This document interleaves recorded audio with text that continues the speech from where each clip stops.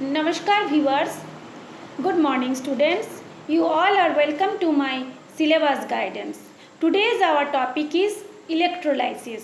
ये 10th class में भी है और 12th क्लास में भी है। इलेक्ट्रोलाइसिस का मतलब होता है विद्युत अपघटन। इसका मतलब क्या है कि हम करंट विद्युत प्रवाहित करेंगे यानी करंट फ्लो करेंगे और जो अपघटय पदार्थ है, विद्युत अपघटय पदार्थ है, वो टूटेगा। ठीक है, तो एक मिनट में आपको पहले ये बता दूं कि वो पदार्थ जिनके जलीय विलयन अथवा पिघली हुई अवस्था में विद्युत धारा प्रवाहित हो जाती है तब उनका रासायनिक अपघटन हो जाता है। अब ये सवाल आता है कि विद्युत अपघटय पदार्थ कौन सा है, हम कैसे जानेंगे कि कौन सा पदार्थ विद्युत अपघटय है। ठीक है, तो विद्युत अपघटय पदार्थ का उदाहरण होता है NaCl, CuSO4, जिसमें दो विपरीत आवेश वाले तत्व रहते हैं, है ना। जैसे सोडियम है धनायन वाले तत्व और जो क्लोराइड है ऋणायन वाले तत्व। तो पहले इन लोग क्या बनते हैं, तो पहले रुकिए एक मिनट, मैं ही हैंडल करती हूँ। तो पहले इन लोग क्या होता है, जो सोडियम इलेक्ट्रॉन देता है और क्लोराइड इलेक्ट्रॉन लेता है। इसी तरह से इलेक्ट्रॉनों के आदान प्रदान से एक यौगिक का या एक लवण का निर्माण होता है, जिसको आयनिक मतलब लवण बनता है, जिसको हम बोलते हैं विद्युत अपघटय। जिस तरह से आप मान लीजिए सोडियम क्लोराइड धनायन ऋणायन, कॉपर सल्फेट कॉपर धनायन सल्फेट ऋणायन, जिंक सल्फेट जिंक धनायन सल्फेट ऋणायन। इस तरह से जो दो विपरीत आवेश वाले आयन आपस में इलेक्ट्रॉनों के आदान प्रदान से जुड़ते हैं, वो हो गया आपका विद्युत अपघटय। ठीक है, तो आप हम लोग पढ़ेंगे किस तरह से विद्युत के प्रभाव होने से ये जो लवण बना है, ये जो NaCl CuSO4 सॉल्ट बना है, वो किस तरह से टूटता है यानी उसका अपघटन होता है। तो देखिए इसका एक मैंने वो बनाया है डेफिनेशन, किसी विद्युत अपघटय पदार्थ की पिघली हुई अवस्था। अब ये पिघली हुई अवस्था कैसे आएगा, क्योंकि जब हम इसी तरह से विद्युत अपघटय पदार्थ को गर्म करेंगे, जैसे सोडियम क्लोराइड का पिघली हुई अवस्था कितने ताप पर गर्म करना पड़ेगा, 801 डिग्री सेंटीग्रेड ताप पर हम इस को गर्म करेंगे तभी वो पिघलेगा। तो गर्म करने से वो पिघलता है, वो होती है उसकी पिघली हुई अवस्था।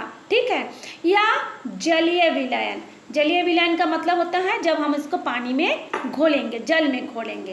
तो जलीय विलयन में विद्युत धारा प्रवाहित करने से उस विद्युत अपघटय का रासायनिक अपघटन हो जाता है यानी वो टूट जाता है। उसी को हम बोलते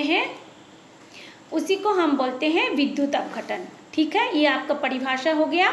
ठीक, या फिर उसको हम इस तरीके से भी बोल सकते हैं, हाँ ये देखिए, इसको हम ऐसे भी बोल सकते हैं, किसी यौगिक का विद्युत धारा द्वारा रासायनिक अपघटन विद्युत अपघटन कहलाते हैं। ठीक है, तो चलिए उसको हम एक उससे समझाते हैं। एक सेल का निर्माण हम किए हैं, उससे हम लोग समझाते हैं। ये देखिए इसमें क्या है, दो इलेक्ट्रोड है। ये देखिए, ये एक इलेक्ट्रोड और उसके बगल में एक इलेक्ट्रोड है। अब ये सवाल आता है इलेक्ट्रोड किस चीज़ से बनेगा, ये इलेक्ट्रोड कोई भी धातु के पतली सी प्लेट या फिर रॉड से बनता है।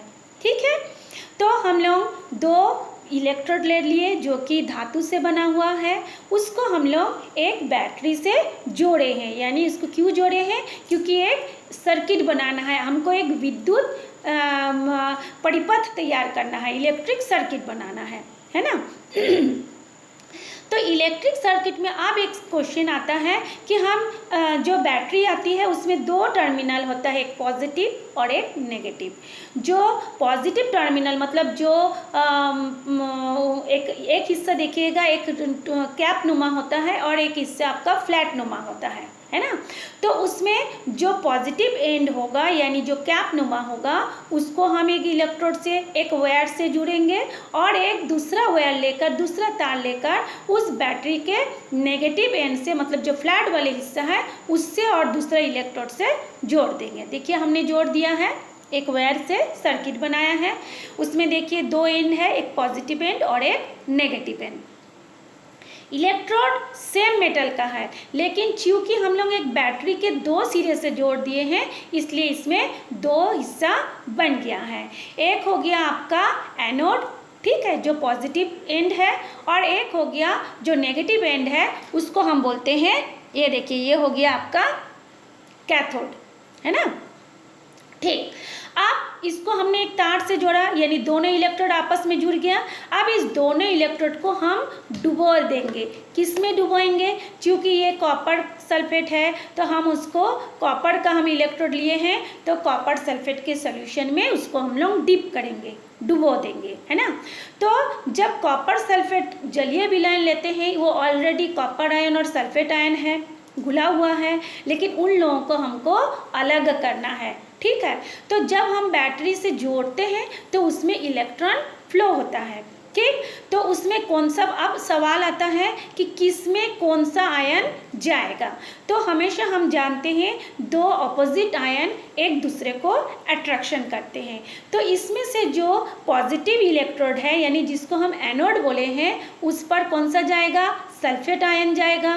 क्यों जाएगा? क्योंकि सल्फेट आयन जो होता है नेगेटिव आयन होता है, और जो दूसरा इलेक्ट्रोड है जो कि आप लोगों का कैथोड होता है उस पर कॉपर जाएगा। क्यों? क्योंकि कॉपर जो होता है पॉजिटिव आयन है, ठीक है। इस तरह से हम लोग सल्फेट को और कॉपर को अलग कर सकते हैं।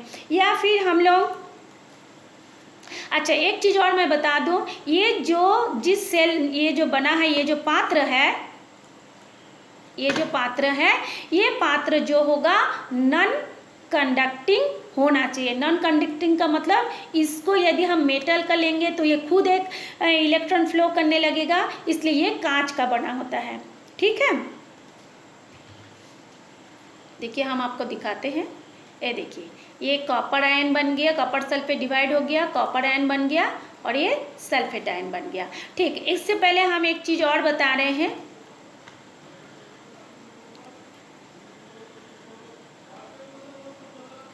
हाँ ये आपका हो गया, ठीक है। इसके बाद देखिए हम ये इसको उसका डेफिनेशन लिखे हैं, chemically decomposition of chemically decomposition of electrolyte substance यानी विद्युत अपघटय पदार्थ by current flow is known as electrolysis, ठीक है। जैसे मान लीजिए हम पानी किससे बना है? पानी का सूत्र होता है H2O, यानी वो किससे बना है? हाइड्रोजन और ऑक्सीजन गैस मिला करके पानी बना है। तो हम लोग यदि इस पानी को हम ले लेंगे और पानी को ऐसे ही हम इलेक्ट्रोड से जोड़ के एक सर्किट बना करके उसमें हम इलेक्ट्रॉन फ्लो करेंगे यानी विद्युत प्रवाहित करेंगे, तो एक तरफ हाइड्रोजन गैस जमा हो जाएगा, एक तरफ ऑक्सीजन गैस के रूप में जमा हो जाएगा, है ना। यानी उसको भी हम लोग अलग कर सकते हैं। या फिर हम लोग ये भी कर सकते हैं H+ एक तरफ जमा हो जाएगा, OH- आयन एक तरफ इलेक्ट्रोड में जमा हो जाएगा, ठीक है। ठीक, अब हम लोग एक और सेल पढ़ेंगे, इलेक्ट्रोलाइटिक सेल। अब देखिए इलेक्ट्रोलाइटिक सेल है,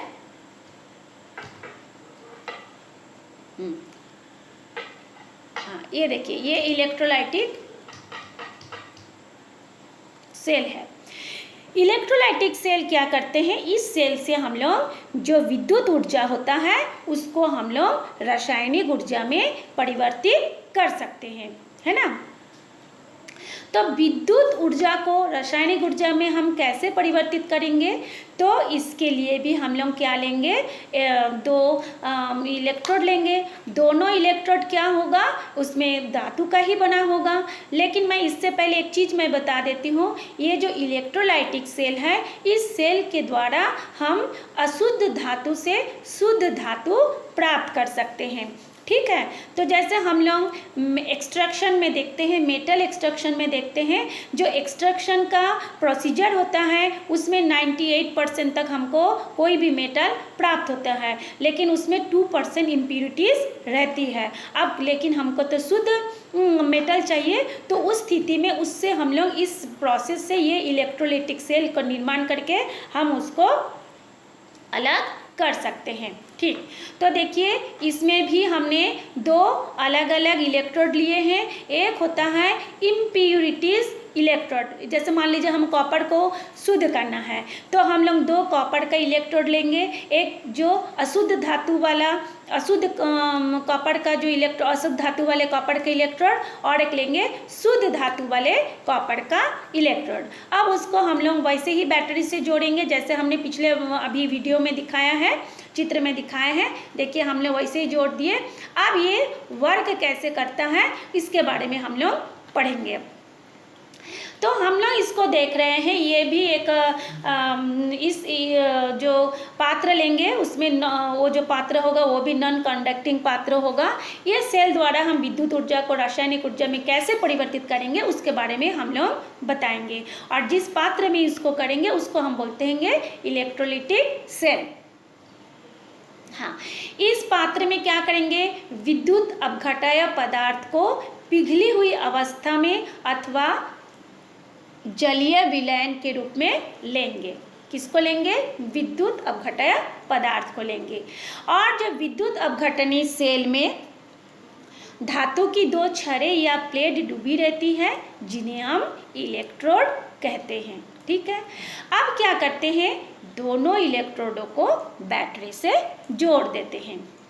बैटरी के धन सिरे से जुड़ा इलेक्ट्रोड एनोड तथा ऋण सिरे से जुड़ा इलेक्ट्रोड कैथोड कहते हैं। ठीक है, अब हम एक सरल विद्युत अपघटन सेल के उदाहरण लेंगे जिसमें हम लोग क्या लिए हैं, कॉपर सल्फेट के जलीय विलयन लिए हैं। किसका जलीय विलयन लिए हैं, कॉपर सल्फेट का जलीय विलयन में दो कॉपर के इलेक्ट्रोड डुबाए हैं, है ना। यदि दोनों इलेक्ट्रोड को हम बैटरी से जोड़ दिया जाए तो क्या होगा, कॉपर आयन कैथोड पर जाके जमा होगा, है ना। अब ये सवाल आता है कि कॉपर आयन कैथोड पर जाके कैसे जमा हुआ। इतना तो सब बता देते हैं कि ऐसे ऐसे हम जोड़ेंगे तो कॉपर आयन जो होगा कैथोड पर जाके क्या हो जाएगा, जमा हो जाएगा। कैथोड हम इसको कहाँ पे लिए हैं, कौन से किसको लिए हैं, जो ऋण सिरा से जुड़ा है ना, उसको हम कैथोड लिए हैं। कैसे जुड़ेगा, तो एक चीज़ है, जैसे हमने शुरू में बताया है कि विद्युत अपघटय पदार्थ वही उसी का अपघटन होता है इस विधि से, जैसे सोडियम क्लोराइड का अपघटन हुआ, कॉपर सल्फेट का अपघटन हुआ, है ना। ठीक, अब इसमें हम लोग क्या लिए थे, दो इलेक्ट्रोड लिए थे, एक शुद्ध धातु कॉपर का, एक अशुद्ध धातु कॉपर का। क्योंकि शुद्ध धातु जो है उसमें एक ही आयन है इसलिए वो नहीं घुलेगा। ठीक है, अब तो घुलेगा कौन, ये तो जो कॉपर सल्फेट का हम विलयन लिए हैं वो कॉपर आयन और सल्फेट आयन में बना, और जो अशुद्ध वाले जो कॉपर का इलेक्ट्रोड हम लिए हैं वो घुलेगा, है ना। क्यों, क्योंकि उसमें इम्प्यूरिटीज है जिसके कारण दो अलग अलग आयन में वो डिवाइड हो जाएगा, लेकिन शुद्ध कॉपर कभी नहीं घुलेगा। ठीक है, अब क्या होगा, जो अशुद्ध कॉपर है वो घुलेगा, तो घुलेगा तो कैसे घुलेगा, मतलब वो आयनित होगा। कैसे आयनित होगा, इलेक्ट्रॉन देगा या लेगा, ऐसे ना आयनित होते हैं। इलेक्ट्रॉन देने से आयन बनता है पॉजिटिव, इलेक्ट्रॉन लेने से बनता है नेगेटिव आयन। तो इसमें से जो अशुद्ध वाला कॉपर का इलेक्ट्रोड है वो घुलेगा, घुल के क्या करेगा, आयन बनेगा। ठीक है, अब अब ये जो इलेक्ट्रॉन बनता है, ये जो घुलने के बाद जो इलेक्ट्रॉन होता है, वो इलेक्ट्रॉन धीरे धीरे उस सर्किट में से होता हुआ किस पर जाके जमा होगा, वो जो कॉपर है वो इलेक्ट्रॉनों के रूप में जाके जो शुद्ध कॉपर का जो इलेक्ट्रोड है उस पर जाके जमा होगा। जमा होना को बोलते हैं विसर्जित होना। तो ये किसके थ्रू हो रहा है, वो जो हम सर्किट जोड़े हैं, जो वायर से सर्किट बनाए हैं उसके थ्रू हो रहा है। यदि हम इस सर्किट को नहीं बनाएंगे, आप बोलेंगे मैडम यदि हम सर्किट ना बनाए तो ये जुड़ सकता है, जमा हो सकता है? नहीं जमा होगा, क्योंकि इलेक्ट्रॉन हमेशा किसी कंडक्टर में से ही फ्लो होता है। यदि हम उसको उसी कॉपर सल्फेट के विलायन में डुबाएं तो कॉपर आयन सीधा जाके शुद्ध कॉपर में जमा नहीं होगा, क्योंकि इलेक्ट्रॉन किसके थ्रू फ्लो होगा, है ना। इसलिए उस सर्किट में हम जब जोड़ेंगे तो इलेक्ट्रॉन कॉपर से जो मतलब जो इलेक्ट्रॉन बना मतलब वो होने के बाद, आयनित होने के बाद जो इलेक्ट्रॉन बना वो इलेक्ट्रॉन जाके शुद्ध कॉपर यानी कैथोड पर जाके जमा होगा। अब ये सवाल हो रहा है, जिस पर जमा होता है यानी जो इलेक्ट्रॉन को ले लेता है उसमें रिडक्शन होता है, ठीक है। और जो ये देखिए इसमें रिडक्शन हो गया और कॉपर धातु कैथोड पर जमा हो जाता है। और एनोड पर क्या होता है, एनोड पर जो कॉपर था, कॉपर धातु था, वो लगातार कॉपर आयनों में बदलते जाता है, लगातार कॉपर आयनों में बदलते जाता है, माने इलेक्ट्रॉन त्याग कर करके, मतलब वो इलेक्ट्रॉन घुलता है ना। उस पानी जब हम उस जलीय विलायन में उसको हम डुबाए हैं तो वो घुलता है, ठीक है। तो जब वो घुलता है यानी उसमें से इलेक्ट्रॉन अलग हो रहा है, तो इलेक्ट्रॉन जाके फिर उस कैथोड पर जाके जमा हो रहा है। इस तरह से कॉपर जो एनोड पर जो कॉपर धातु है वो कॉपर आयनों में बदल जाता है, ठीक। तो कॉपर आयन में जब बदलता है यानी उसमें से इलेक्ट्रॉन की कमी हो रही है, इलेक्ट्रॉन को वो दे रहा है, यानी उसका क्या हो रहा है, ऑक्सीडेशन हो रहा है। तो अब सवाल होता है किस पर ऑक्सीडेशन हो रहा है, एनोड। एनोड यहाँ पे किस चीज़ का बना था, अशुद्ध कॉपर का बना था। और कैथोड पर जाके क्या हो रहा है, रिडक्शन। क्यों, क्योंकि वो इलेक्ट्रॉन को लेके उस पर वो जमा हो रहा है, ठीक है। तो इसमें दोनों क्रियाएं एक साथ हो रही है, मतलब एक ठो में ऑक्सीडेशन हो रहा है जो अशुद्ध कॉपर था, और जिस पर जाके जमा हो रहा है उसमें रिडक्शन हो रहा है। इस प्रकार एनोड पर जो कॉपर है वो लगातार घुलते जाएगा, घुलते जाएगा, घुलते जाएगा, उसमें ऑक्सीकृत होते जाएगा, और कैथोड पर जाके वो लगातार जमा होते जाएगा। इस विधि से ये तब तक हम लोग इसको तब तक ये होते रहेगा जब तक कि उस अशुद्ध कॉपर से पूरी का पूरा कॉपर घुल करके आयनित होकर के कैथोड पर जाके जमा ना हो जाए, ठीक है। तो इस विधि के द्वारा उद्योगों में जो भी फैक्ट्री वगैरह है उस उद्योगों में हम लोग अशुद्ध कॉपर से शुद्ध कॉपर प्राप्त कर सकते हैं, है ना। तो अशुद्ध कॉपर का एनोड बनाकर विद्युत धारा प्रवाहित करने से कैथोड पर जाके शुद्ध कॉपर जमा होता है। तो इस विधि से ना केवल कॉपर की बल्कि कोई भी धातु, सोडियम हो, मैग्नीशियम हो, किसी भी धातु को हम लोग अलग कर सकते हैं। उनके मतलब उसको पिघला कर, जैसे जैसे हमने सेल बनाया वैसे सेल बना करके अलग कर सकते हैं हम।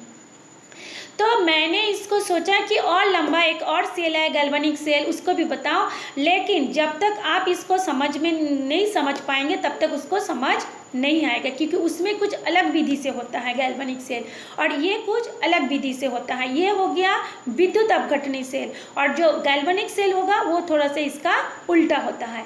तो आप लोग इसको अच्छी तरह से समझ लीजिए, है ना। और यदि आप लोग इसको नोट्स बना लेंगे अच्छा है। यदि आप मोबाइल में जब आप देखते हैं तो थोड़ा छोटा छोटा हो जाता है, कभी कभी धुंधला भी होता है।